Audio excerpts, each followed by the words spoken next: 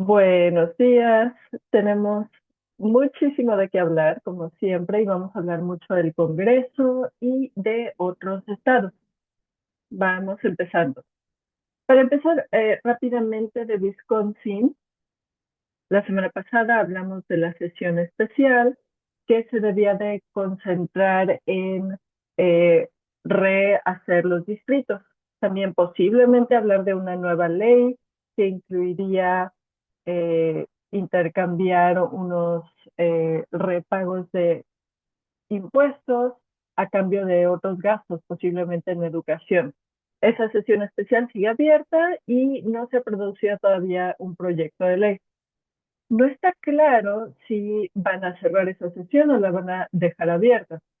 Esto significa que todavía tienen tiempo ustedes de comunicarle al gobernador y su oficina lo que opinan de,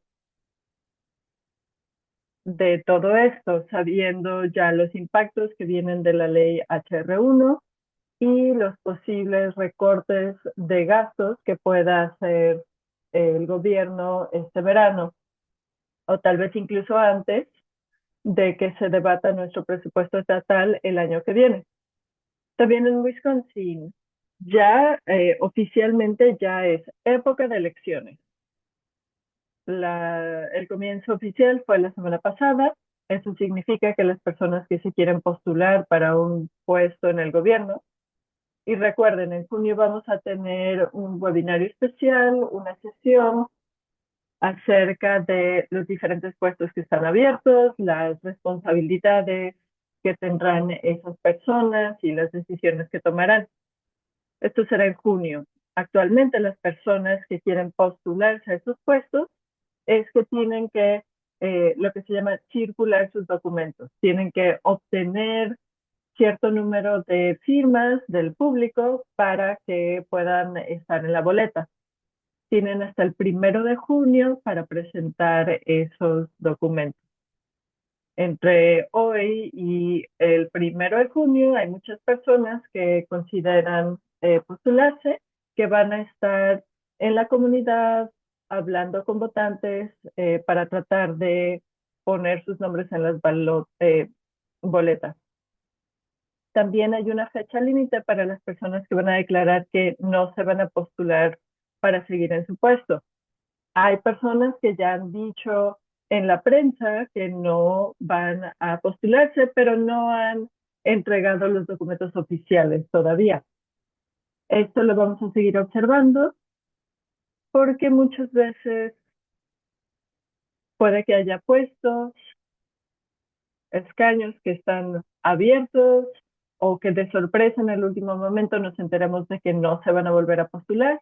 Y esto nos puede ayudar a entender cuántas personas nuevas podría haber en la legislatura el año que viene.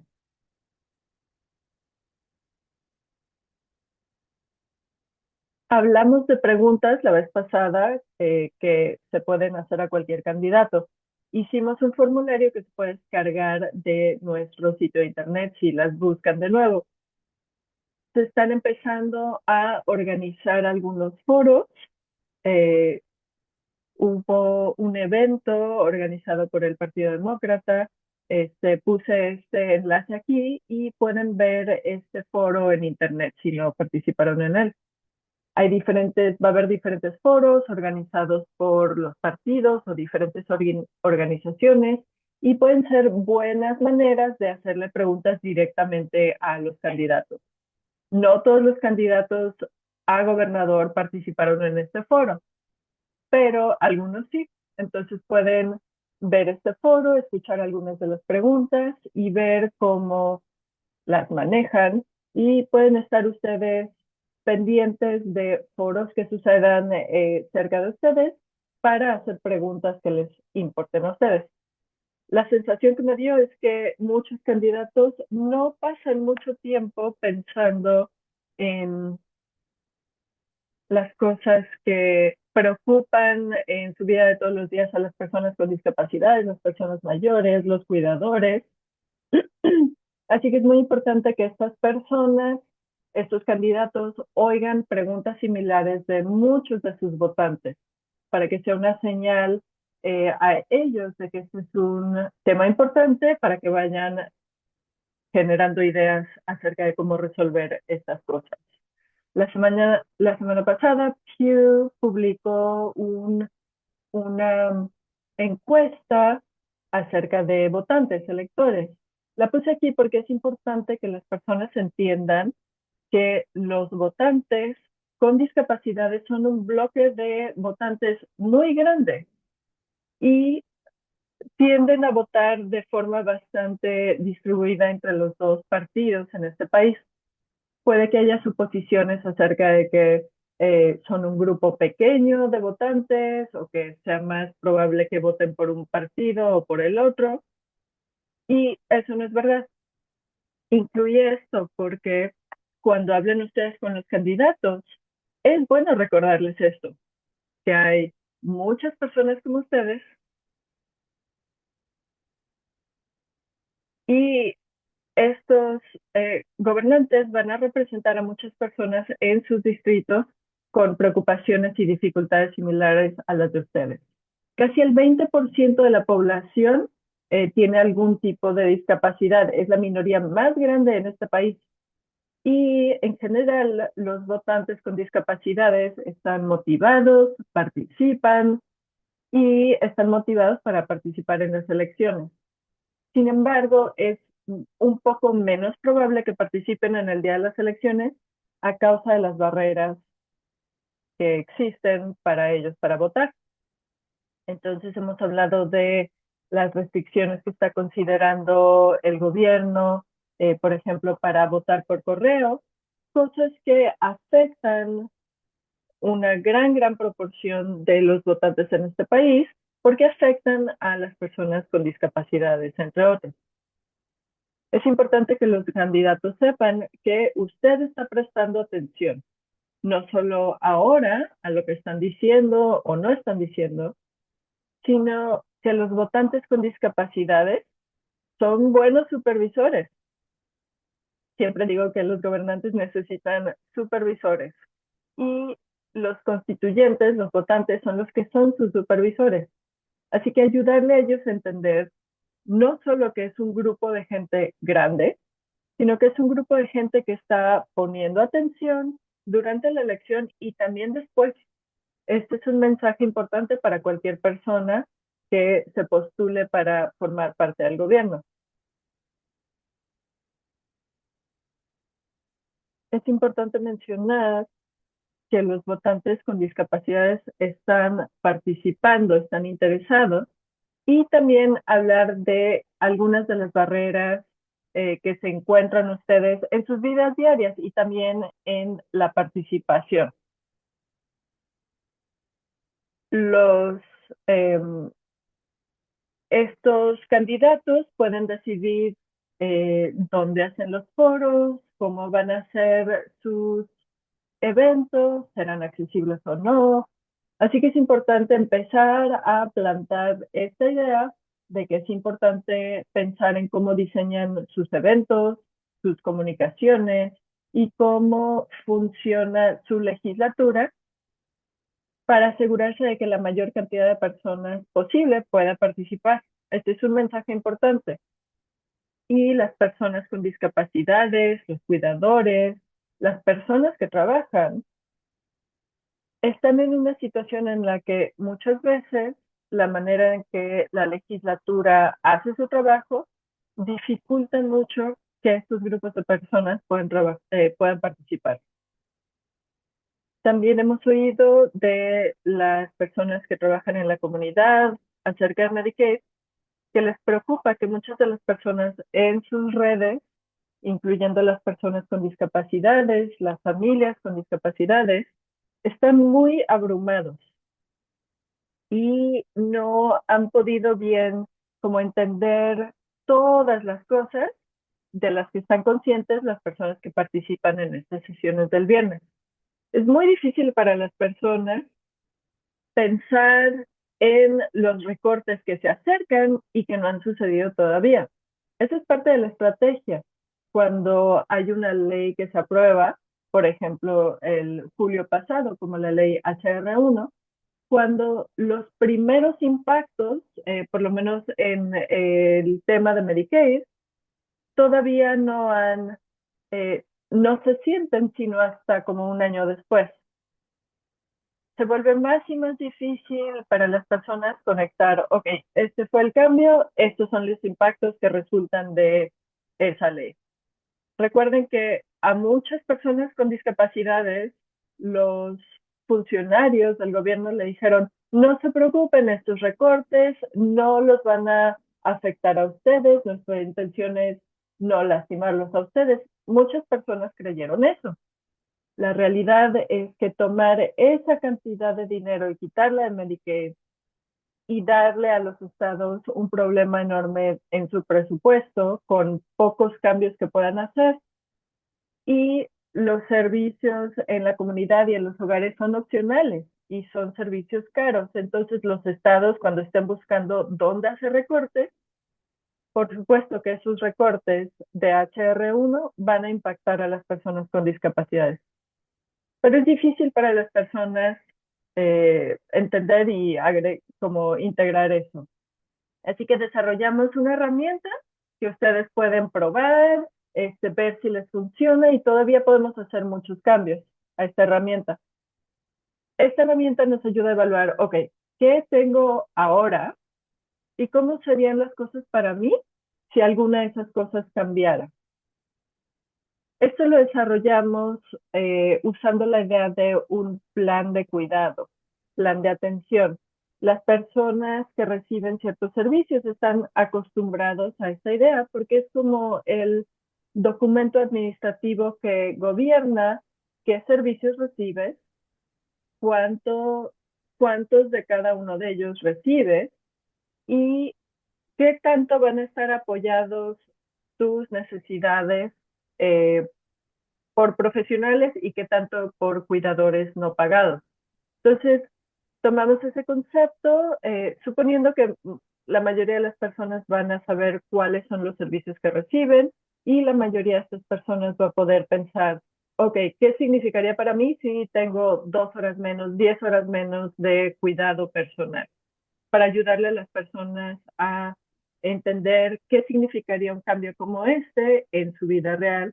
Y es importante que las personas empiecen a pensar en esto, porque en el otoño podríamos enfrentarnos a otra ley de reconciliación en el Congreso, y Wisconsin va a estar entrando su siguiente ciclo de debates presupuestales, donde puede que haya muchos cambios a este tipo de programas.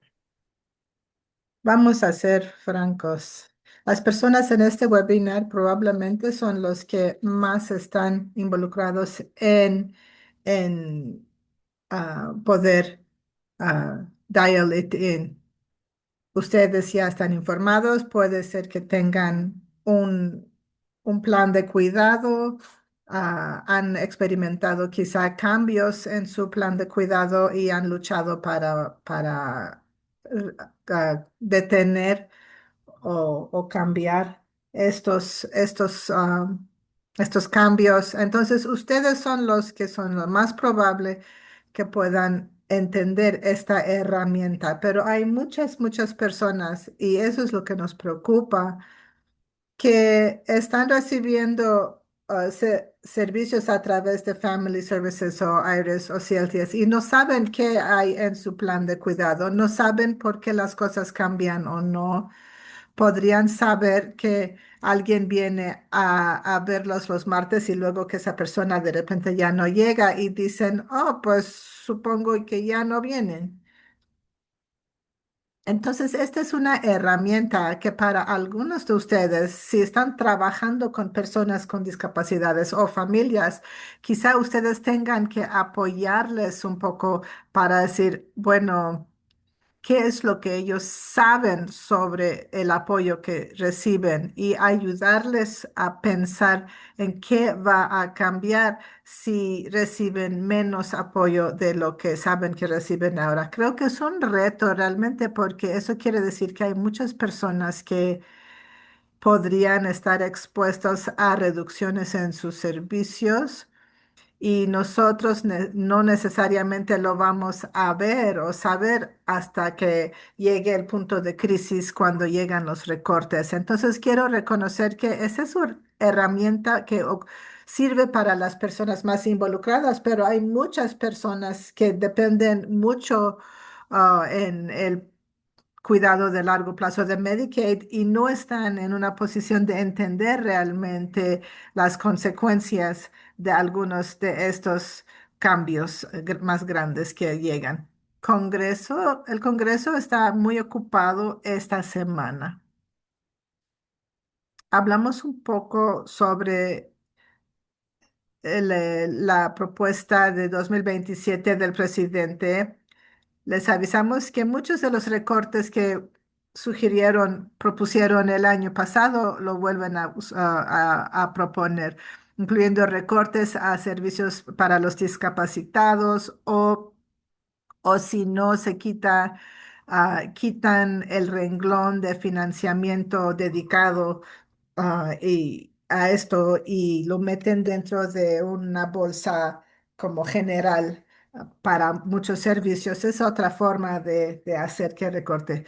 Entonces, Congreso, el presidente ya ha dicho, va a decir, esto es lo que apoyo, lo que yo sugiero quitar o dejar. Y mucha gente dice, no, pero el Congreso son los que aprueban y hay 12 proyectos de presupuesto que financia todos los trabajos o las instituciones federales que se financian con el dinero de impuestos que pagamos nosotros. El año pasado el Congreso aprobó un presupuesto en el proceso normal. 11 de los 12 propuestas fueron aprobadas. Todavía tenemos una agencia, el Departamento de Seguridad Interna, que el proyecto de ley para apropiaciones para financiamiento no se aprobó y vamos a hablar de eso en un momento, pero el proceso nuevo de alocación financiera para 2027 ya está empezando. Y normalmente lo que ocurre es que una vez que la propuesta de presupuesto del gobierno se introduce, varios jefes de agencias gubernamentales ah, están llamados a audiencias en el Congreso para audiencias para hablar sobre lo que está en el presupuesto y contestar preguntas de los miembros del Congreso. Hay agencias que hacen muchas cosas. El Departamento de Salud y Servicios Humanos es uno de esos y eso puede decir que hay varios comités del Congreso que tocan alguna parte de lo que hace esta organización y eso puede decir que algunos secretarios federales están apareciendo varias veces frente a varios comités congresionales para contestar sus preguntas. Eso es cierto para el Departamento de Salud y Seguridad, Servicios Humanos, porque está el Center for Disease Control y el Instituto Nacional para Salud y varios comités están bajo esta área y varios comités van a hacer preguntas al respecto. Entonces, esta semana y la semana pasada, el director de la Oficina de Gerencia y Presupuestos ha llegado frente a varios comités y Robert F. Kennedy mm, apareció en 7 audiencias y luego el Congreso habla entre ellos para diseñar su propuesta de financiamiento. Pueden hacer algo igual a lo que propuso el presidente o algo diferente. Lo que vimos el año pasado es que algunos de los renglones o algunas cosas que el presidente propuso, pero que el Congreso no aprobó, como desmantelar el Departamento de Educación. El Congreso no lo aprobó, pero aún así el presidente lo hizo. También hay varios, varias decisiones congelamiento o retener financiamiento o quitar financiamiento.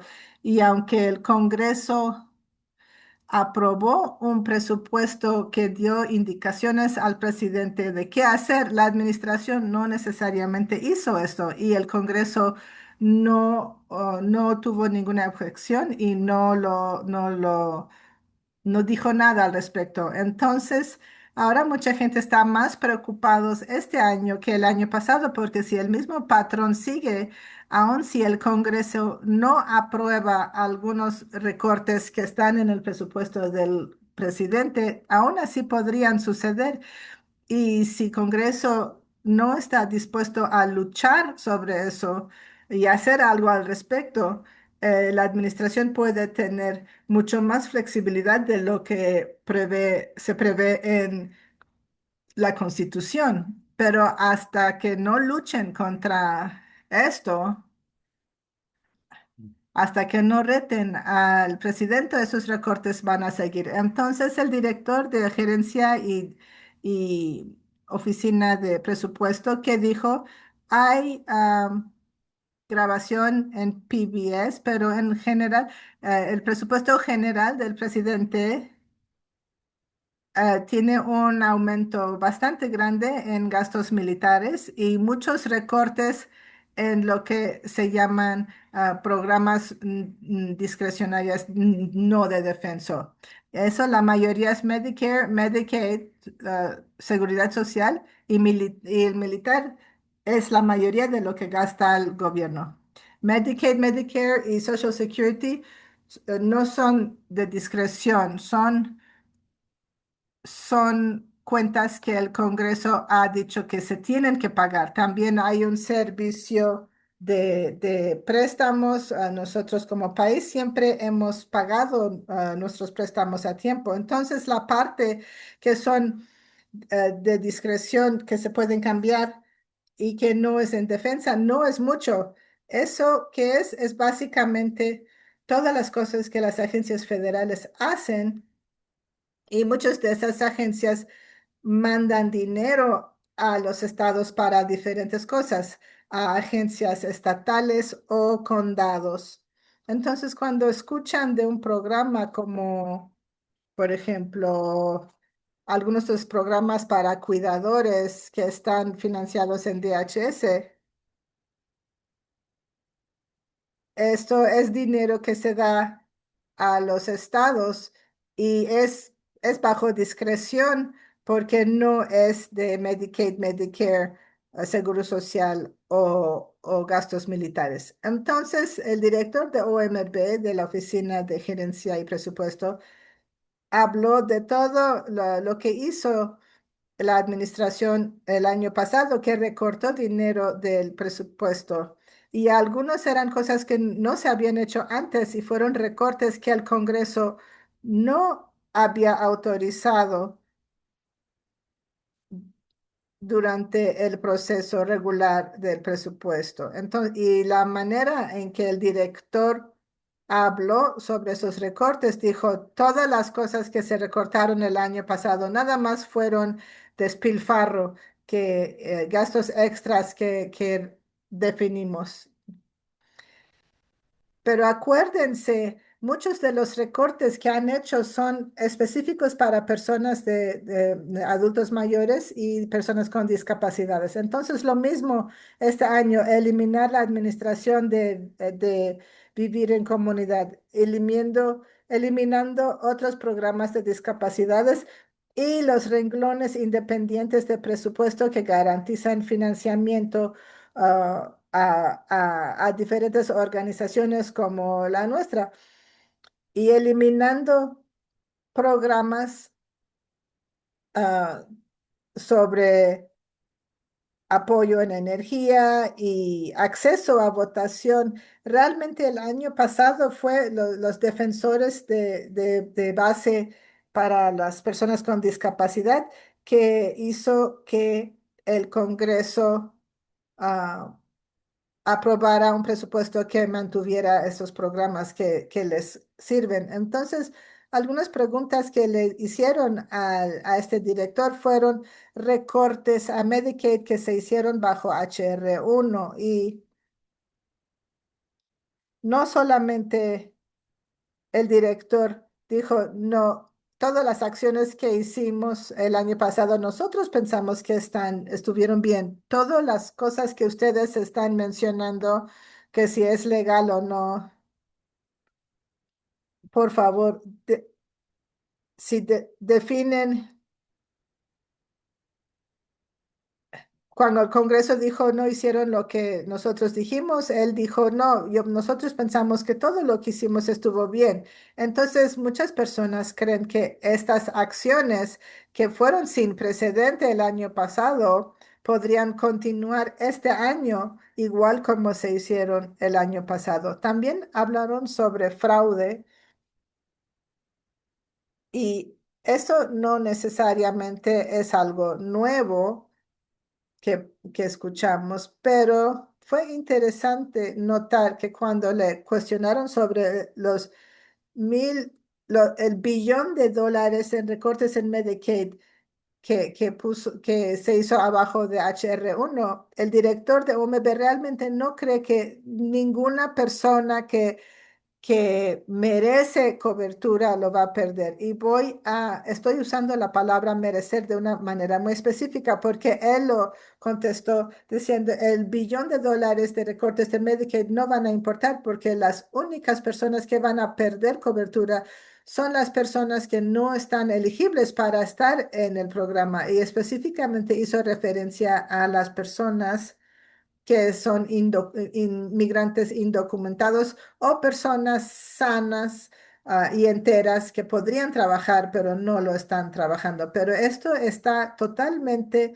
en contra de lo que los expertos de política en salud y analistas han dicho. Primero, las personas indocumentadas no pueden estar en Medicaid y los estados tienen programas de filtración para asegurar que las personas que están en el programa de Medicaid son los únicos que están ahí. Y segundo, la mayoría de personas que están en Medicaid están trabajando. Hay un grupo muy pequeño que están en esa categoría de sanos pero no trabajando. Y los miembros del comité se enfocaron sobre ese punto. Dijeron, mira, eso es lo que están diciendo los analistas independientes. Están diciendo 15 a 17 millones de personas van a perder cobertura y nosotros no pensamos, no creemos que hay tantas personas que están o inmigrantes indocumentados que no deben de estar en Medicaid o personas sanas que solo necesitan conseguir un trabajo y seguro médico a través de su empleador. Y el director simplemente no reconoció esto y en cambio dijo la oficina de presupuesto congresional vio los números de una manera equivocada y que él no creía en este análisis. Entonces creo que esto manda la señal de que los mensajes que vimos una y otra vez acerca del fraude es una continuación de ideas que dicen que simplemente se están haciendo gastos que son fraudulentos y hacer recortes a Medicaid simplemente se va a deshacer de ese fraude en lugar de que las personas que son elegibles para participar en el programa pierdan su cobertura. El Departamento de Servicios Humanos y de Salud, el secretario de este cuerpo, prestó testimonio ante el Congreso en eh, en varios comités diferentes. Aquí hay cosas que dijo de nuevo en diferentes comités. De nuevo, similar al director de OMBS, el secretario Kennedy estaba presentando un argumento diciendo que los recortes de su departamento serán necesarios porque a causa de la deuda federal. Para que recuerden, en julio del año pasado agregaron eh, una ley que agregaba varios billones de dólares de deuda porque reducía los ingresos del gobierno que normalmente entran a través de los impuestos. Así que esa reducción de ingresos, incluyendo los recortes que se hicieron, aún así no se reducía por completo esa deuda adicional.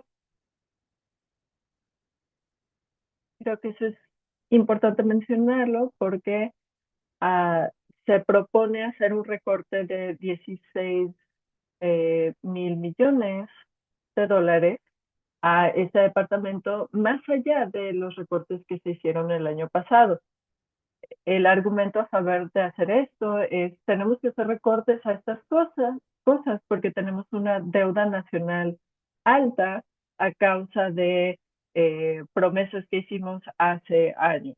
El mismo presupuesto que propone hacer recortes a este departamento también propone aumentos de gastos militares enormes. Entonces, no es que este presupuesto no proponga aumentos de gastos en otros lugares, pero propone recortes a los gastos eh, que no sean militares, entre otras cosas.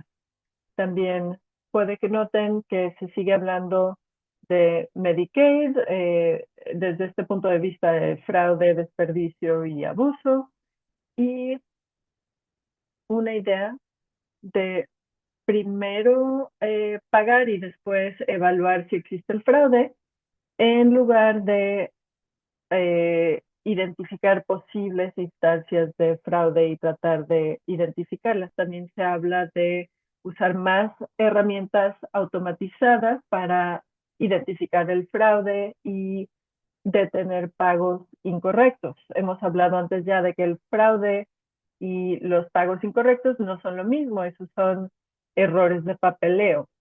Un pequeño porcentaje de eso puede que tenga que ver con actividades indebidas, pero no es correcta la conexión que se está haciendo entre estas dos cosas, como si fueran lo mismo. También existe una creencia de que la inteligencia artificial va a tener la habilidad de identificar instantáneamente situaciones como esta y detener los pagos de cualquier cosa que detecten como sospechosos. También dicen que cualquier cosa sospechosa es fraude automáticamente y creo que vamos a ver que eso no va a ser correcto. En el caso de Minnesota están pasando por este proceso y lo que han encontrado es que la mayoría de los proveedores de servicios identificados fueron errores simplemente y no fraude. En Minnesota están teniendo que revisar a cada uno de esos proveedores para argumentar que se debe de liberar los fondos que se congelaron para Minnesota. De nuevo, no están encontrando fraude en esos casos. Así que la idea de eh, pagar y después revisar impacta rápidamente a los proveedores de servicios. Parece que la administración está diciendo, esto es lo que queremos hacer, en lugar de revisar, identificar instancias posibles de fraude y entonces ya perseguir esas instancias. Hubo algunas preguntas sobre diferentes temas por parte de los congresistas. Se hicieron preguntas sobre comentarios del autismo y creo que lo importante aquí es que el secretario no retractó comentarios que hizo acerca de personas con autismo, con necesidades altas de cuidado. De hecho, como que volvió a insistir más bien y dijo, bueno, no me refiero a que todas las personas autistas destruyen a las familias, me refiero a un grupo específico de estas personas autistas. Entonces, sigue con la idea de que hay personas con necesidades de cuidado tan altas que el impacto que tienen en su familia es intensamente negativo. Y básicamente que el que existan estas personas es algo que deberíamos de evitar, básicamente. Otros legisladores hicieron preguntas sobre sus comentarios que conectaban eh, ciertos medicamentos sin receta, conectarlos con causas del autismo. De nuevo, no se retractó, volvió a atacar los estudios que muestran que no existe una conexión entre estas dos cosas. También hizo un comentario diciendo que los programas de educación especial deben de pertenecer a su departamento. Todavía no se ha hecho una decisión sobre esto. Siguen diciendo que aunque el Congreso fue claro en su último presupuesto que quieren financiar el Departamento de Educación y todos los programas que le pertenecen, a pesar de esto, el Departamento de Educación sigue haciendo acuerdos con otras agencias federales para mover su trabajo a esos otros departamentos con la intención de cerrar ese departamento. No ha estado claro hasta ahora dónde planean poner la educación especial. Una agencia posible es esta, otra el Departamento del Trabajo. Hay defensores que se preocupan porque ninguna de estas dos agencias es experta en la educación, por lo cual se puede argumentar que debería existir un departamento de educación separado. También hay preocupaciones relacionadas con ver la educación especial a través de un lente médico. Me parece que era así antes de que existiera hace muchas décadas el Departamento de Educación. Así que hay ciertos defensores, analistas que están tomando los comentarios del secretario como, una, como algo muy preocupante por cómo presenta él a las personas con discapacidades, como él y su departamento considerarían educar a las personas con discapacidad sería diferente y probablemente mucho más con un enfoque médico en comparación al Departamento de Educación. Así que él comunicó una opinión acerca de dónde deberían de existir esos servicios. Un comentario importante, ya estamos viendo algunos artículos en reacción a estos comentarios, son los comentarios que hizo acerca de los cuidadores no pagados, los parientes que hacen servicios de cuidado este, en los servicios en la comunidad y en hogar. Esto fue como un eco de cosas que vimos del doctor Oz la semana pasada, diciendo que Medicaid está pagando por servicios que creen ellos que las familias deberían de hacer de forma gratuita y dicen que antes los hacían de forma gratuita y no hay razón por la que debería de pagarles por eso. Para empezar, las personas, los cuidadores no pagados, ya de por sí hacen mucho trabajo para que funcionen estos servicios. Por otro lado, estos servicios hacen muchas cosas más allá del cuidado personal y en casa. Parece que el enfoque es en el cuidado en casa. Seguimos viendo la misma lógica del reporte del Instituto Paragon. Vemos la idea de que cómo estos servicios se dan en los hogares, es más difícil supervisarlos. Y por lo mismo existe más fraude. Nada de esto ha sido demostrado hasta ahora. También puede que recuerden que el Congreso aprobó ciertos requisitos de verificación electrónica que los estados han pasado mucho tiempo implementando. Esto demuestra en incrementos de 15 minutos, qué servicios están dando, cuándo, etcétera. Así que existe supervisión ya bastante robusta, bastante cercana. Creo que es importante decir que la terminología, el vocabulario aquí usa las exenciones. Um, IRIS es una exención, Badger Care es una exención, CLTS es una exención. La Ley Federal de Medicaid requiere que los estados hagan ciertas cosas obligatorias, los servicios obligatorios que son como 8. Y luego permite que los estados tengan la flexibilidad de hacer mucho más allá de eso. Permite que los estados diseñen su propio programa y muchos estados han diseñado diferentes métodos para estos programas. Aquí hablamos de Wisconsin, pero hay estados que tienen diferentes exenciones que tratan de ofrecerle servicio a ciertos grupos de gente, tratan de como poner en un paquete ciertos servicios para ciertas poblaciones. Las exenciones o los waivers básicamente son los programas que conocemos.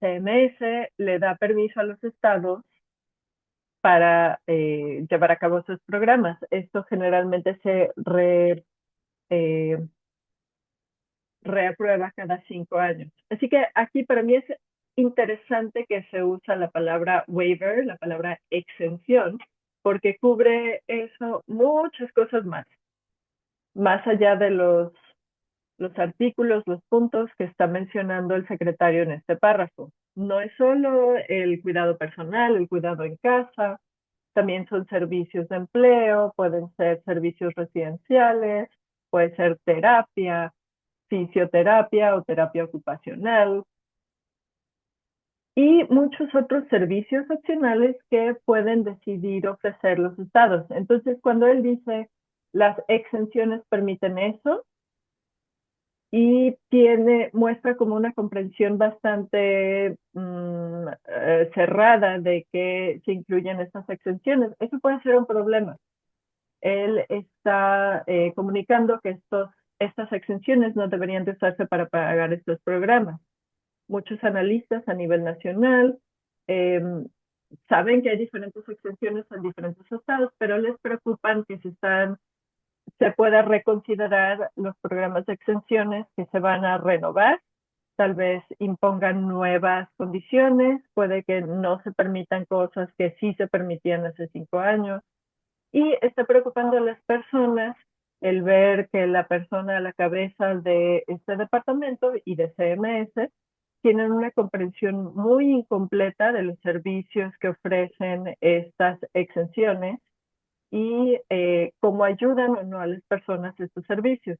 Además, tienen esta creencia de que muchas de las cosas que actualmente se pagan no se deberían de pagar y las deberían de hacer los parientes de manera gratuita. ¿Ha habido algo de respuesta de de la red de proveedores de servicios para discapacitados en organizaciones nacionales? He incluido algunos enlaces, lo que ENCORE, una organización nacional de proveedor de servicios a los discapacitados, porque refleja actitudes que vemos en mucha gente también. Primero, muchos de los cuidadores familiares están haciendo mucho trabajo que no está siendo ni valorado ni entendido. No solamente es llevar a alguien a una cita de doctores, hacer toda la coordinación del cuidado, manejo de los medicamentos, este, tareas de enfermera privada. La idea de que los cuidadores familiares no están haciendo trabajo que requiere destreza y que es trabajo que normalmente sería pagado, eso no es bueno. y no valora el trabajo que hacen las personas que sí reciben pago, porque estos son servicios que la gente necesita y mucha gente no tienen familias que lo puedan hacer si es que tengan esas necesidades de cuidado, no tienen quien se los haga. Vemos a varios cuidadores ya de edad avanzada que dicen, yo estoy haciendo esas cosas que requieren destrezas, y no hay nadie más que lo puede hacer, no encuentro nadie que lo haga y yo ya estoy más viejo y yo no lo puedo hacer. Entonces, lo que están diciendo los legisladores y los críticos no es real para lo que es la realidad de esas personas que están dando cuidado a sus familiares. Y la otra cosa que es muy claro es que la idea de que esos servicios basados en casa y comunidad existen porque las personas que tienen tienen un alto nivel de cuidado que necesitan, ah, así no tienen que estar en una institución, pueden quedarse en sus casas. Entonces, no solamente estos individuos se les obliga a entrar en instituciones que cuestan más y que quizá no tengan ni siquiera cupo. También para esas personas en la familia, ya pierden su fuente de ingresos y pierden la posibilidad de cuidar a su familiar. Entonces, todas esas cosas han sucedido en las últimas 2 semanas y es muy importante para los constituyentes, los votantes, que se pongan en contacto con sus miembros de Congreso, que son 2 senadores y un representante, para hablar con ellos de lo que están escuchando y lo que les gusta o no les gusta. Es el momento de avisarles qué piensa usted sobre las propuestas de presupuesto del presidente.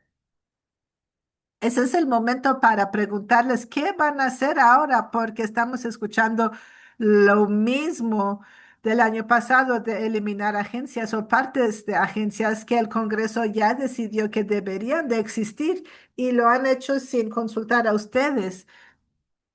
Es tiempo de preguntar otra vez, ¿qué van a hacer ustedes si la administración simplemente hace recortes que ustedes no han aprobado? Y también es el momento para empezar a resistirse y asegurar que las personas de Congreso entiendan qué son los servicios comunitarios y de casa. Estos no son programas que son fraudulentos, son programas que ofrecen cuidado. Y si los miembros del Congreso no resisten de manera fuerte, supondría que van a seguir empujando esas narrativas o avanzando esas narrativas que justifican recortes de Medicaid en el futuro o justificar a los estados que aquí es un lugar donde pueden recortar y que el CMS estaría bien, aprobaría estos recortes. Es muy importante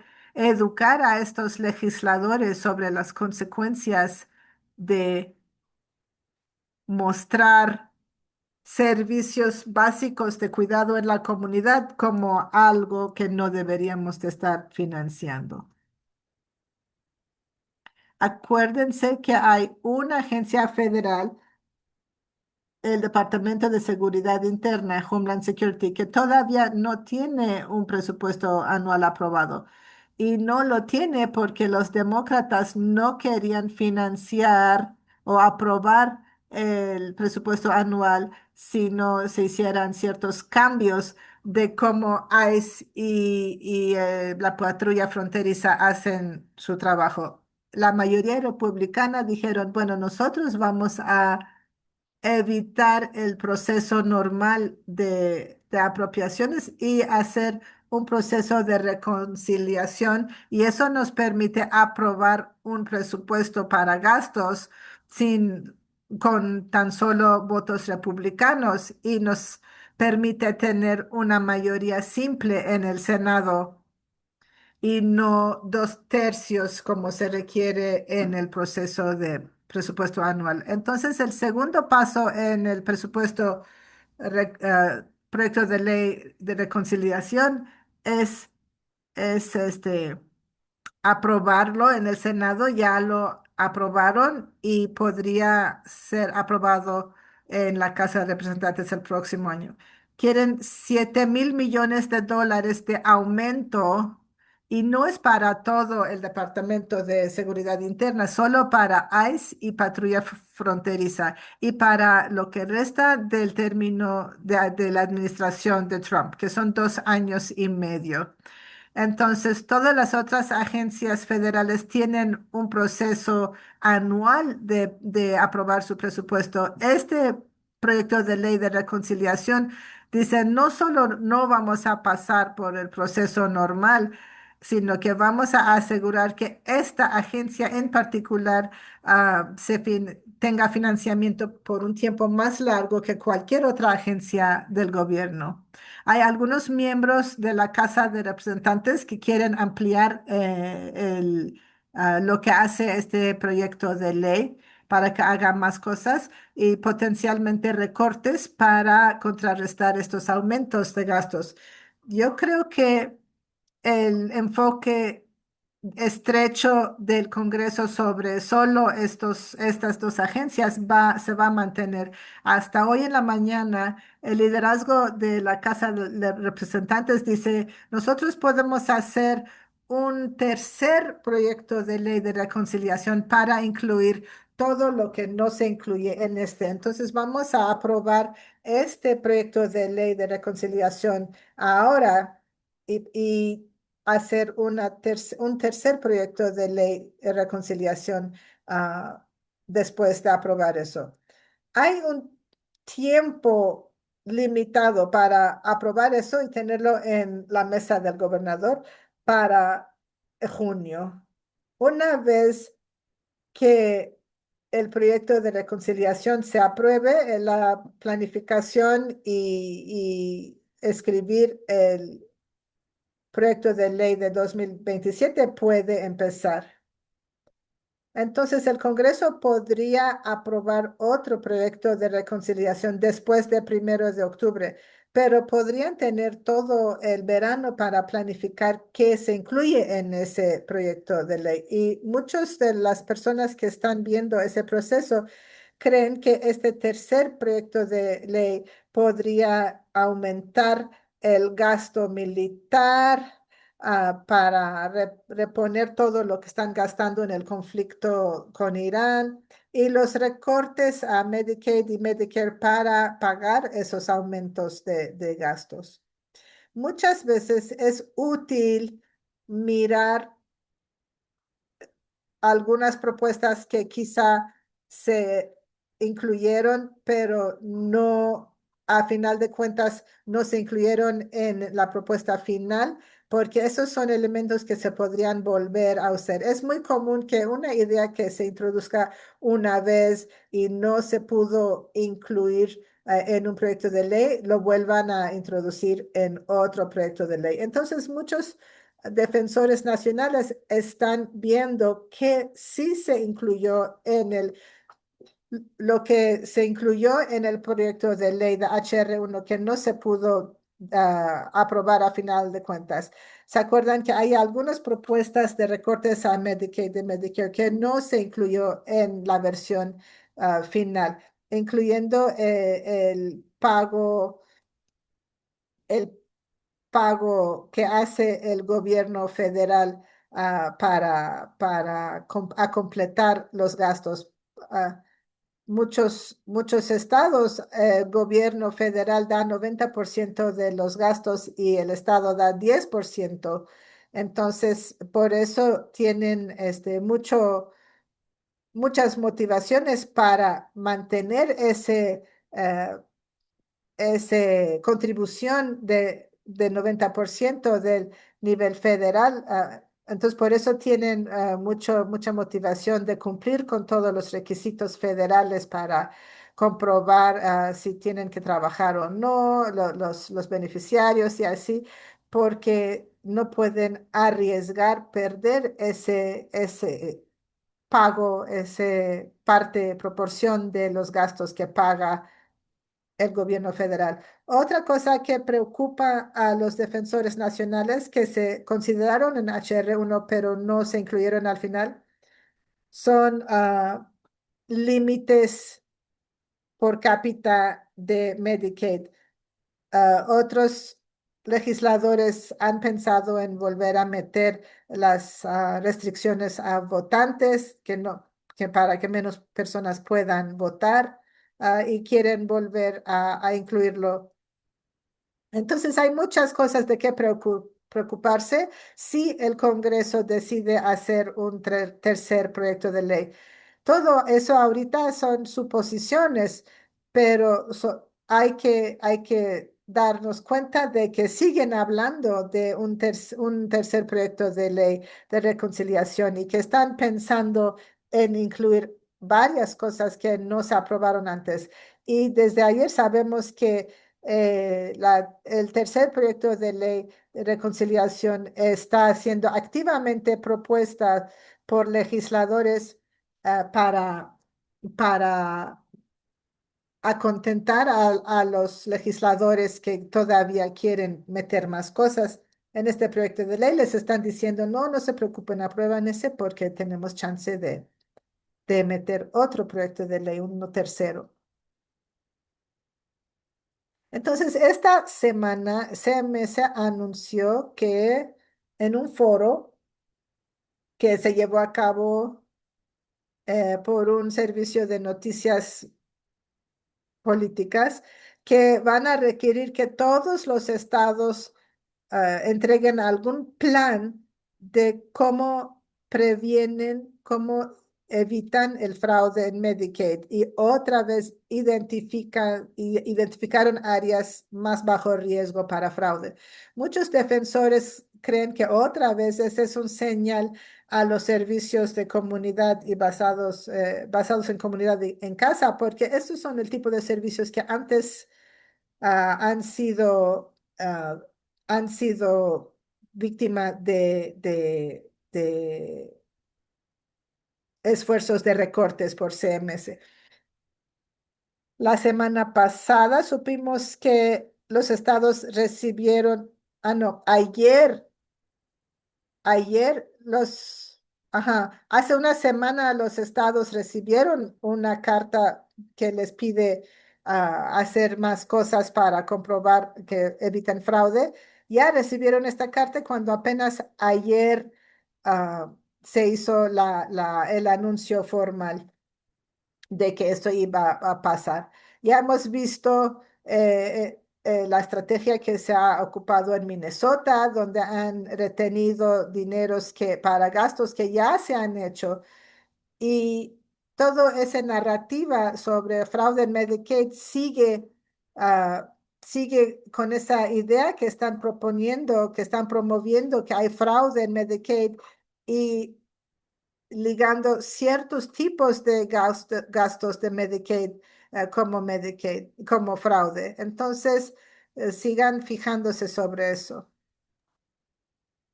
Además de eso, hay algunos reglamentos de administración de los que vamos a hablar.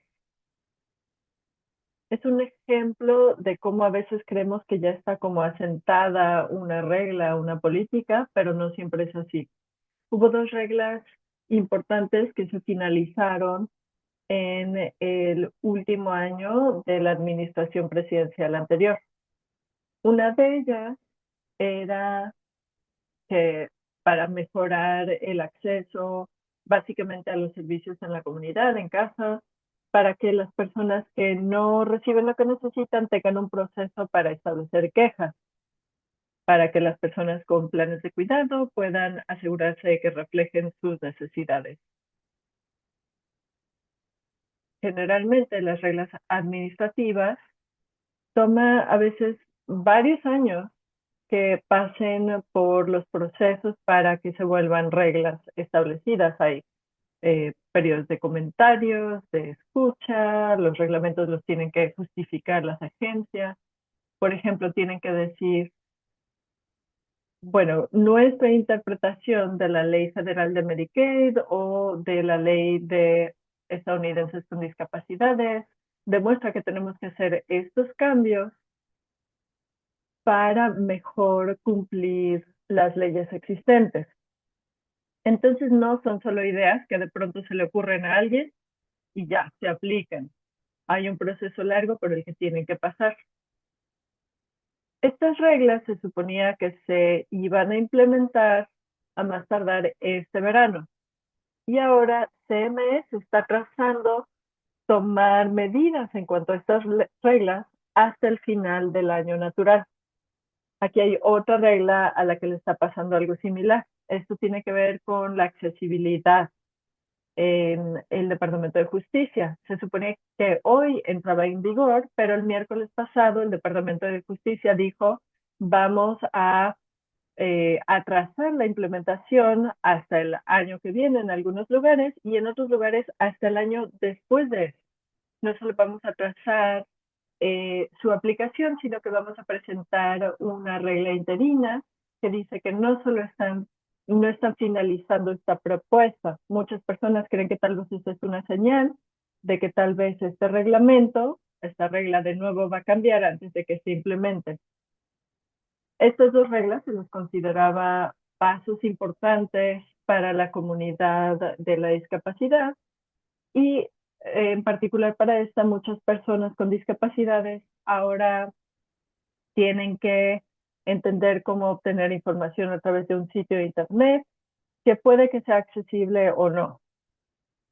Cuando pensamos, por ejemplo, en los nuevos requisitos de probar que uno está trabajando o tiene una exención para recibir los servicios de Medicaid y los cambios que se han hecho a esas reglas, muchas personas con discapacidades van a tener que entender cómo navegar este proceso para mostrar las pruebas que tienen que probar.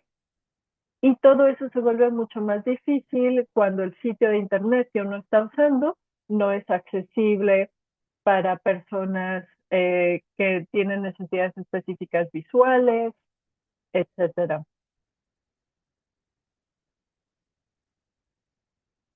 También puede que la información esté en lenguaje demasiado especializado, demasiado rebuscado para las personas normales, digamos. Entonces, es parte de esta narrativa como el valor que está comunicando esta administración acerca de las personas con discapacidades. Si lo tomamos junto con todo lo demás, incluyendo los recortes a los programas para personas con discapacidades, los recortes que tienen impactos en programas grandes que van a impactar a las personas con discapacidades más allá que las otras personas. Vemos que están en la mira los programas que usan las personas con discapacidades, las personas mayores, además de las reglas administrativas que se suponía que iban a facilitarle la vida a las personas o ofrecerles más opciones a las personas con discapacidades. Todo esto son como piezas en un rompecabezas más grande que nos hace preguntarnos, ok, esta administración va a tomar decisiones que nos van a facilitar o dificultar la vida a las personas con discapacidades. Eh, ¿Qué valor tienen estas personas en los ojos de esta administración comparado a otras poblaciones?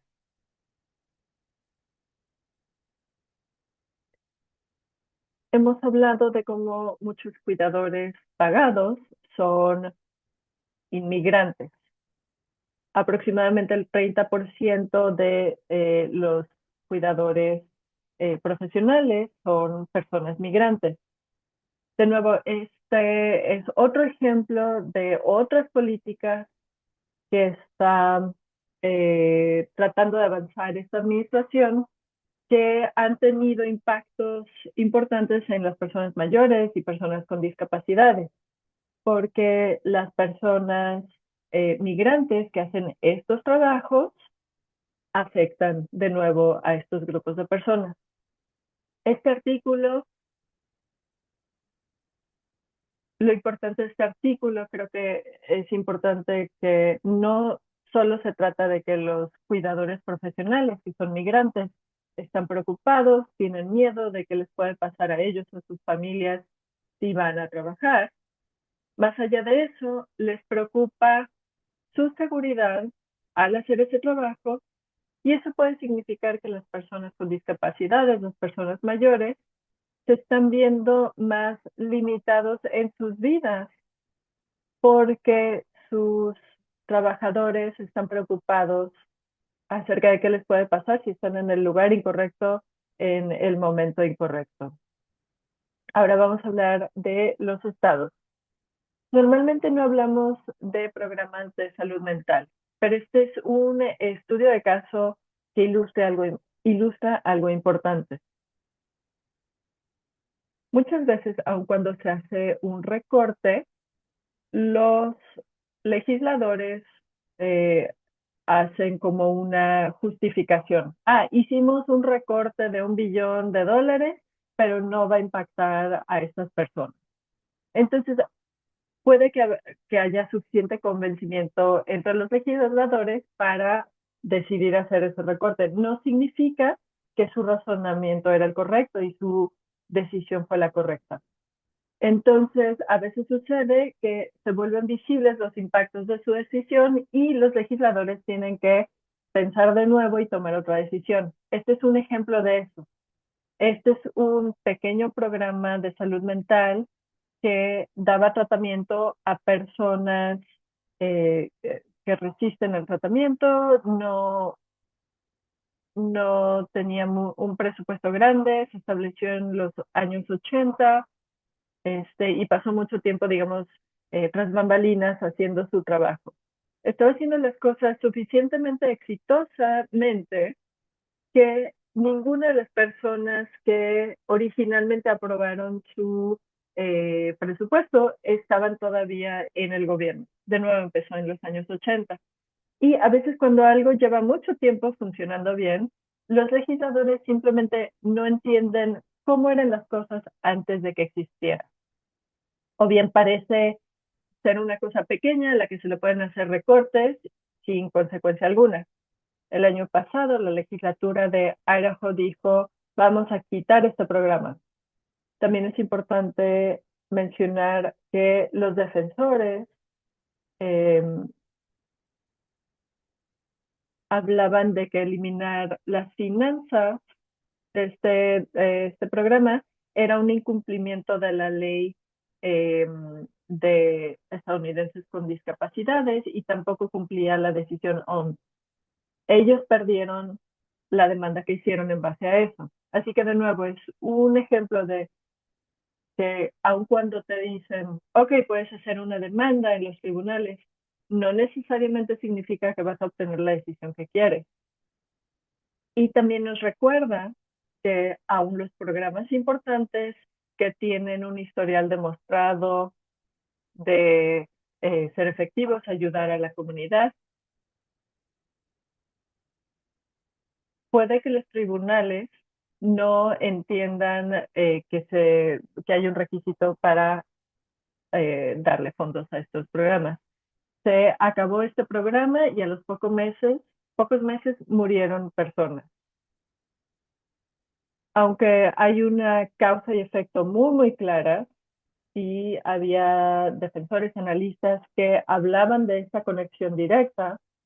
Los legisladores que tal vez habían apoyado hacer estos recortes dudaban cambiar esta decisión que ya habían hecho, especialmente en una situación en la que se les estaba pidiendo hacer más recortes este año.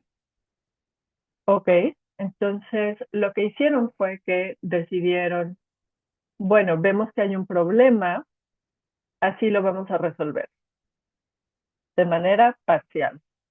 Los legisladores dijeron, ok, vamos a restaurar esos recortes, pero vamos a usar este fondo eh, de fondos adicionales o fondos para emergencia que solo se puede una vez.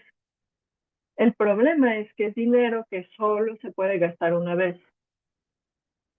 Así que no es una manera de financiar algo a largo plazo, un programa que necesita financiamiento a lo largo del tiempo. Entonces, sí, los legisladores agregaron financiamiento a este programa, pero es temporal. Ese dinero se va a acabar pronto, el año que viene. Además de esto, en este ciclo sí usaron esos fondos adicionales para esto, pero también hicieron recortes adicionales a Medicaid y a los proveedores de servicios. Entonces, en el presupuesto siguiente va a haber un presupuesto que potencialmente va a necesitar más recortes y los fondos que asignaron a este programa los van a tener que encontrar de nuevo de algún otro lado. Significa que financiar este programa va a resultar en que se hagan recortes en otro lado. Es importante que recordemos que a veces hay que seguir peleando la misma batalla una y otra vez. Una victoria parcial es buena, pero puede que no sea lo que se necesita para garantizar que las personas reciban lo que necesitan. En el estado de Washington,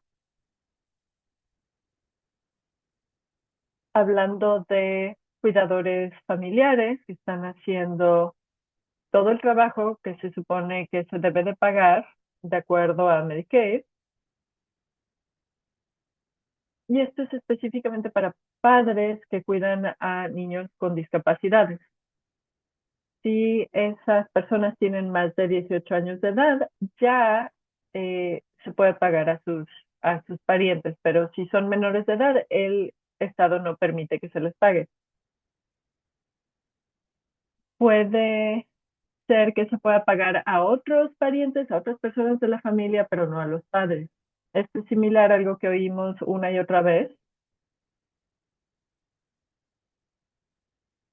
que aún los niños que tienen planes que dicen sí, reúnes las calificaciones para que reciba servicios profesionales, no hay suficientes personas para hacer ese trabajo. Así que los parientes acaban haciendo ese trabajo sin recibir compensación adicional.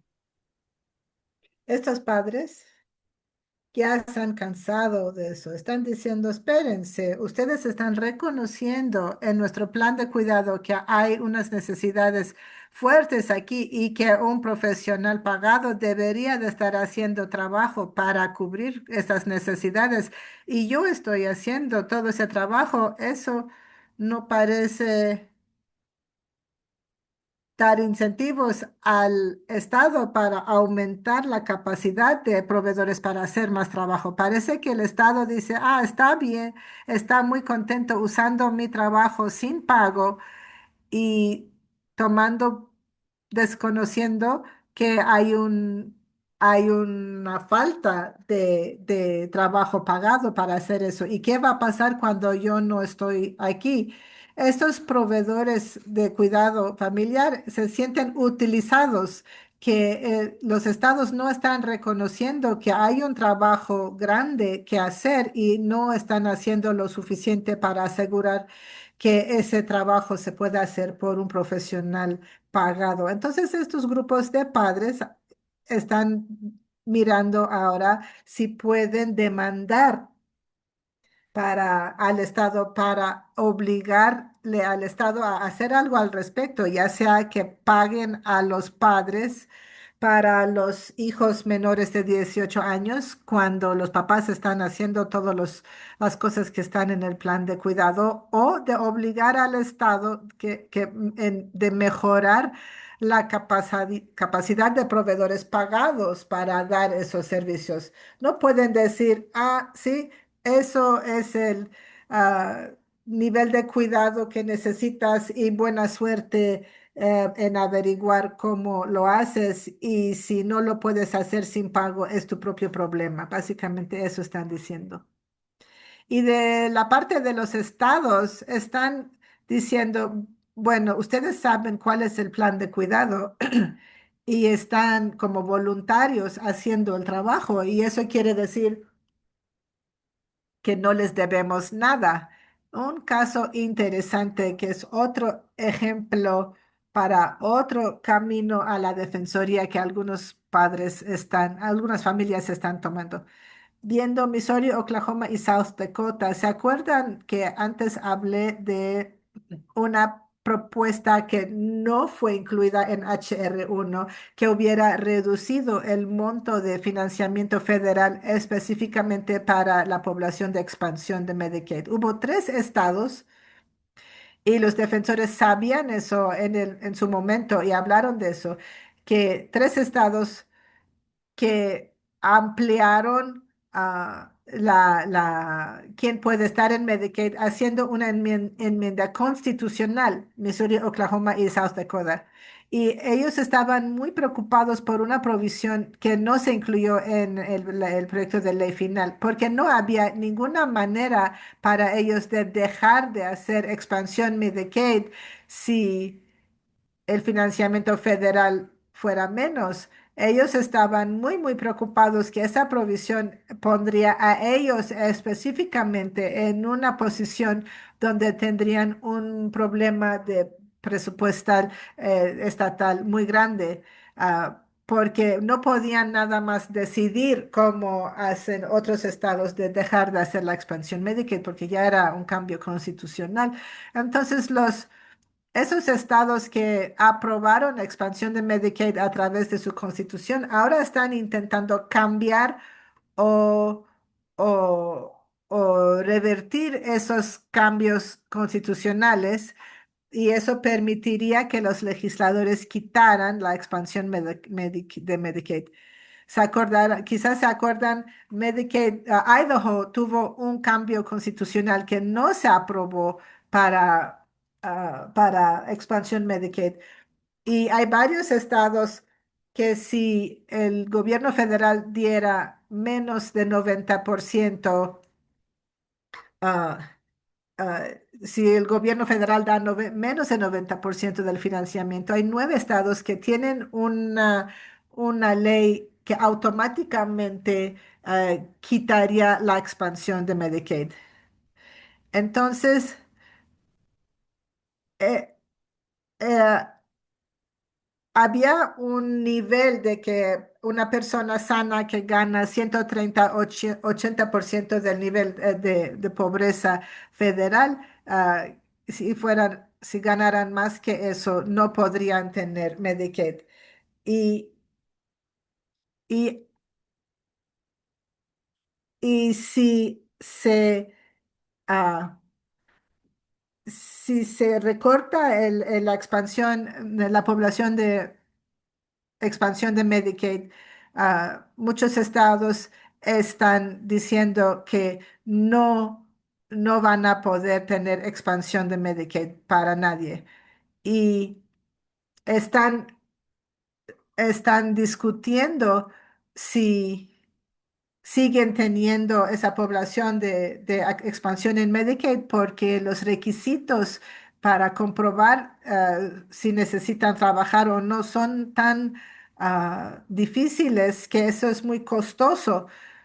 Entonces, están viendo que si no dan cobertura a la población de expansión de Medicaid, hay mucho trabajo que no tenemos que hacer porque los requisitos de trabajar son para este grupo de personas y si ya no cubrimos a ese grupo de personas, los de expansión de Medicaid, ya no tenemos que hacer ese trabajo de comprobar el requisito de trabajar. Entonces, eso no necesariamente algo nuevo, pero el movimiento en estos tres estados muestra que hay estados que les gustaría no cubrir la población de expansión de Medicaid y que podríamos ver estos cambios en HR1 sin importar si se hacen nuevos cambios o no en el proyecto de reconciliación.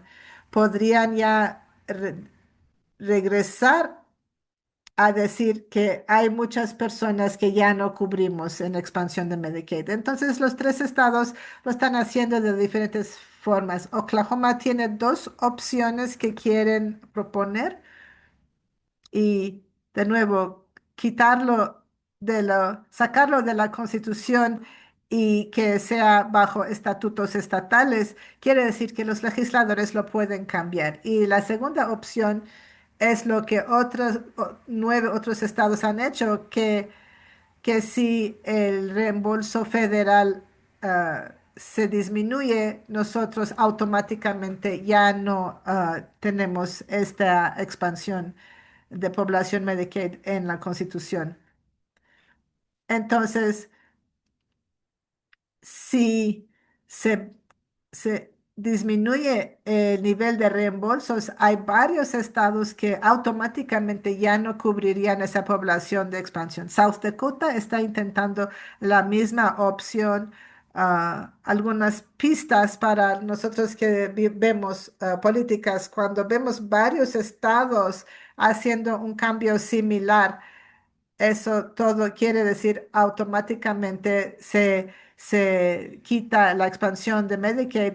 Uno piensa, uno supone que están pensando que esa provisión que vieron el año pasado en HR1 va a volver a estar este año. Missouri es un poco más complejo porque otra vez los defensores demandaron y pasaron una enmienda constitucional y luego la legislatura simplemente no dio el financiamiento. Los defensores demandaron y ganaron.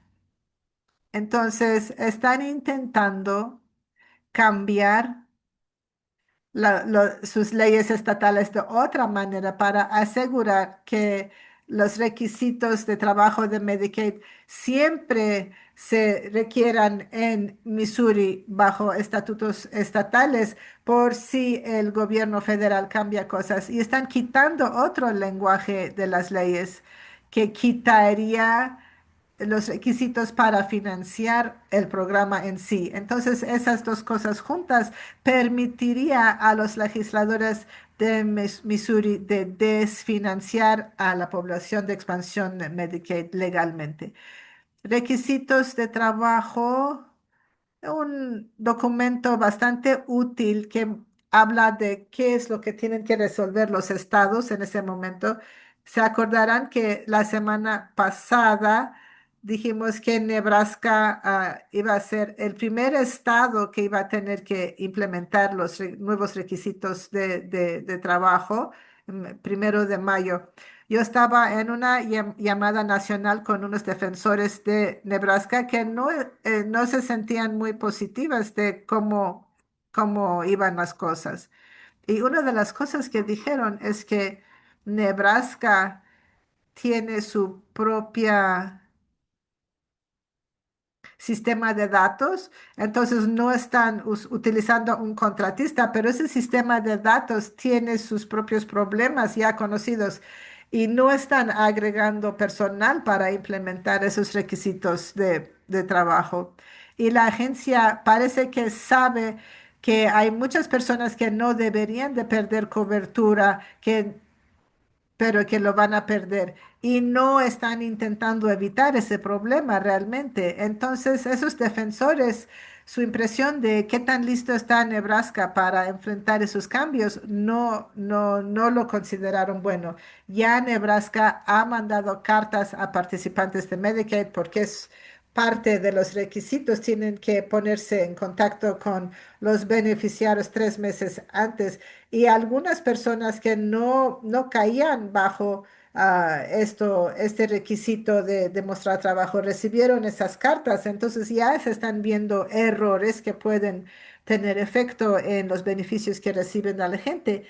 Y como Nebraska está implementando el 1 de mayo y el guía de CMS a los estados para decir qué tienen que hacer los estados para cumplir con los requisitos de mostrar trabajo, no salen antes hasta el 1 de junio. Entonces piensan que CMS va a ver en Nebraska y que las cosas más comunes que está haciendo Nebraska debe de ser lo común para todos los estados. Vamos a ver muy pronto si esto es el caso o no, pero parece que Nebraska está caminando hacia una dirección que no está enfocado en prevenir la pérdida de beneficios de Medicaid para personas que no lo deberían de perder. No están enfrentando esos requisitos con la idea de vamos a prevenir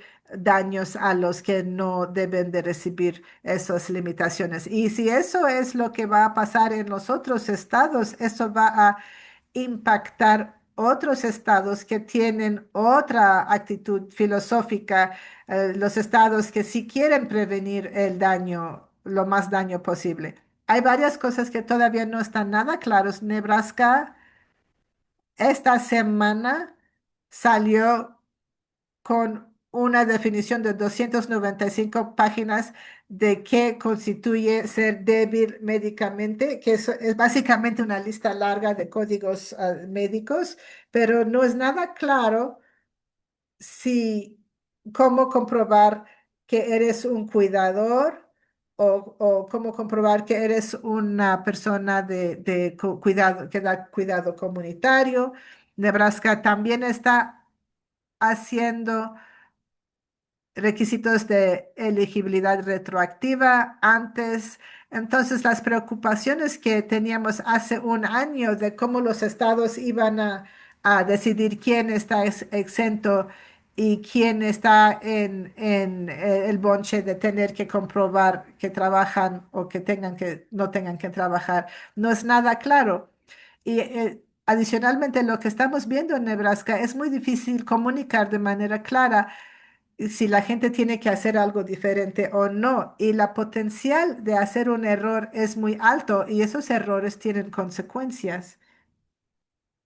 Entonces, vamos a ver pronto, en el siguiente mes más o menos, qué sucede en Nebraska y si CMS ve lo que ya ha hecho Nebraska y lo hace como la base para lo que tienen que hacer otros estados, pero probablemente vamos a tener retroalimentación en los próximos meses de cómo está yendo eso, por lo menos en un estado y Arkansas y Minnesota, creo, dijo, van a seguir en un mes más, en junio, antes de que todos los demás estados lo tengan que hacer.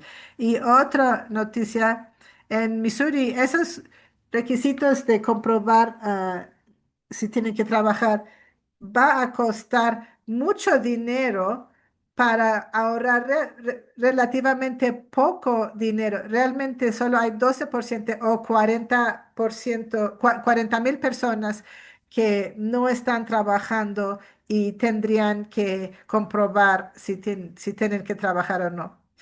Y si hay personas que pierden cobertura cuando no deben de perderla porque no pueden comprobar su exención, eso es otra pregunta, pero para muchos estados están intentando finalizar sus presupuestos ahora ya para darse cuenta, para ver cuánto tenemos que gastar para cumplir con esos requisitos de trabajo.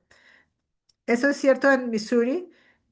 Pero eso es cierto, en muchos estados hay mucha zona rural. Hay más personas en Missouri que reciben Medicaid que viven en áreas rurales y esto hace la implementación de esos requisitos mucho más difícil porque las personas que tienen que trabajar. Puede ser que no haya trabajos a la que pueden acceder fácilmente en su zona y también puede ser que tengan muchos más retos para conseguir información o ir a las oficinas que necesitan ir para entregar sus comprobancias y eso hace que puedan perder su cobertura. Minnesota está en una situación similar. Además de no recibir pagos por trabajo que ya se hizo y están recibiendo amenazas de como eh, situaciones futuras. También tienen una legislatura que va a terminar la semana que viene y tienen que decidir cuánto dinero más van a dedicar a actualizar la infraestructura administrativa para implementar estos requisitos de trabajo. La sesión va a terminar antes de que sepan cuáles van a ser las pautas que publica CMS. Además de los fondos que no están llegando al Estado y puede que no lleguen al Estado, además de eso hay una crisis económica, es decir, necesitamos más dinero para implementar estas cosas cuya fecha límite ya se acerca. La administración básicamente tiene que actuar la semana que viene para asignar fondos a lo que creen que van a necesitar para implementar estos requisitos que entran en vigor el año que viene. Además de eso, no saben cuáles van a ser los requisitos de CMS. Eso significa que el presupuesto pues está en incertidumbre. Bueno, si termina la legislatura y tienen más proyectos de ley de los que creían, muchos lugares, incluyendo Wisconsin, pueden hacer lo que se llama una reparación de presupuesto, en la que pueden volver a llamar a la legislatura para resolver esas situaciones. A nadie le gusta hacer eso. Son conversaciones difíciles. El presupuesto tiene que estar equilibrado para tener unos cálculos, sumas y restas que terminan en cero, ¿no? El dinero que entra y el dinero que sale. Entonces, estas leyes de reparación del presupuesto, pues son dolorosas porque están tratando de tomar decisiones para no tener un déficit presupuestario. ¿Podría Minnesota volver? Sí. Por otro lado, hay una fecha límite del 1 de enero de 2027 y el dinero no aparece automáticamente para pagar a las personas que van a implementar estas cosas. Entonces hay presión para hacer las cosas correctamente desde el principio.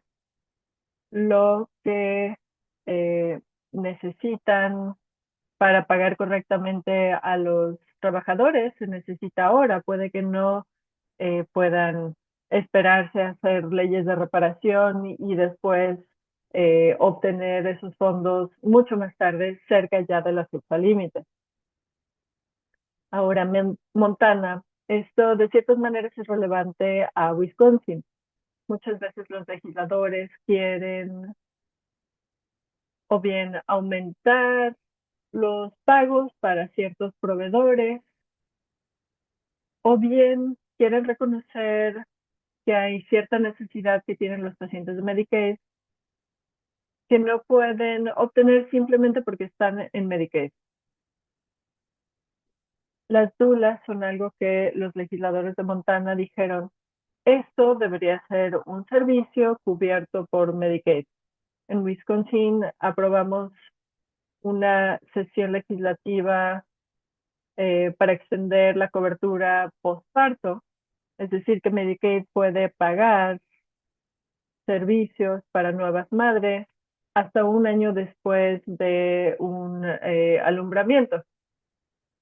Siempre que se agrega un servicio o se extiende la duración de un servicio, significa que aumentan los gastos de Medicaid, significa que más personas son elegibles para ese servicio y habrá proveedores que pueden cobrar por ese servicio. El año pasado, los legisladores de Montana aprobaron esto. Esto es importantísimo en estados rurales, donde no hay suficiente cobertura ginecobstetra. En marzo, la legislatura dijo, bueno, no vamos a hacer esto porque hay un hueco en el presupuesto. Los legisladores no sabían que la ley que aprobaron, que decía se deben de agregar y pagar estos servicios, no se iba a implementar, sino hasta que se publicó un artículo hablando de esto.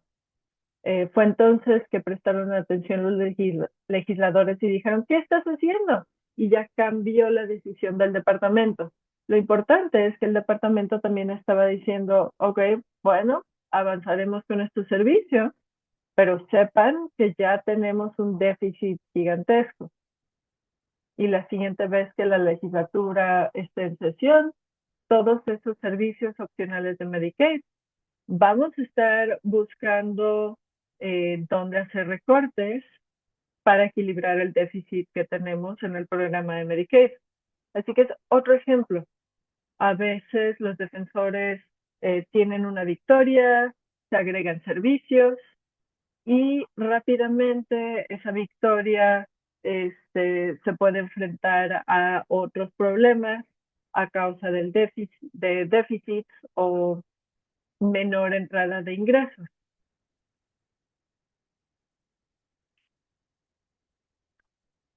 El déficit por el que pasa Montana son 177 millones, que es menos que el déficit de Wisconsin de más de 200 millones de dólares. Ese déficit puede que se vea impactado por los costos de los cambios de HR1. De nuevo, las condiciones que están creando la situación que lleva a más recortes y más recortes no solo tienen que ver con la legislatura, sino son resultado de varias medidas que ha tomado la legislatura estatal a lo largo de varios años. Hicieron recortes al departamento, subestimaron cuántas personas usarían Medicaid, creían que iban a recibir más fondos federales de los que van a recibir. Esas son las condiciones que crearon este déficit. Y encima de eso agregamos mayores costos por servicios opcionales, más costos administrativos y recortes potenciales federales. Entonces tenemos un presupuesto que se va empeorando y empeorando, que va a causar conversaciones muy difíciles acerca de qué va a seguir cubriendo el programa de Medicaid de Montana. Mississippi está en una situación similar. De nuevo, es el resultado de varias decisiones a lo largo del tiempo. No resolvieron sus problemas de Medicaid en este ciclo presupuestario y muchos profesionales están diciendo estos recortes que se acercan como parte de HR1 van a impactar secciones importantes de la población que vienen al hospital a recibir servicios. Ya están empezando a comunicar que buena parte del trabajo que van a hacer en la siguiente sesión va a ser cómo hacemos recortes a lo que estamos haciendo como Estado para equilibrar la falta de fondos federales que estamos recibiendo.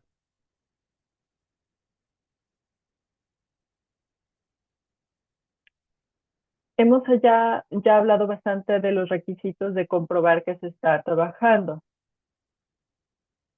y también los cambios de cobertura retroactiva, porque son los primeros cambios que HR1 exige, pero no son los únicos cambios. Esto es como una vista previa de cosas adicionales que los defensores van a tener que estar observando en los siguientes años. Aun si nada más cambia con una tercera ley de reconciliación, la ley HR1 hace cambios a lo que se llama pagos directos estatales en 2028. En algunos lugares ese cambio va a causar también mucha pérdida de fondos federales a los estados, que de nuevo causa el mismo ciclo de qué hacemos cuando recibimos menos dinero del que creíamos. Estamos en una situación en la que hay que hacer más recortes. Para Mississippi ya están evaluando ese cambio de 2028 y creen que va a tener un gran impacto en su presupuesto. Muchos presupuestos suceden en un ciclo bianual. El siguiente ciclo en el siguiente ciclo puede que se tenga que pensar qué cambios hay que hacer a causa de los primeros cambios de HR1 de 2027 y calcular cuáles serán los impactos de los cambios adicionales que sucederán en 2028 y 2029 para tratar de preparar el presupuesto para eso y el siguiente presupuesto. Más allá de cualquier otro cambio que se haga a Medicaid, antes de eso. Finalmente, este es otro artículo, creo que ya lo hablamos un poco este último año. Hay muchos cuidadores no pagados que están haciendo todo funcionar, incluyendo algunos niños. Los impactos de HR1 van a impactar a todos los cuidadores no pagados. Este artículo habla de cuántas personas potencialmente van a perder sus servicios, incluyendo a millones de personas que dependen del cuidado en la comunidad y en casa, y que esto va a tener un efecto más allá, no solo en los cuidadores no pagados que tienen que dejar la fuerza laboral, sino también los cuidadores que son niños y tienen que sacrificar partes de sus vidas y se van a ver afectadas también por esto. De nuevo, otro ejemplo de los impactos, como olas y olas de impactos que va a seguir teniendo esta ley.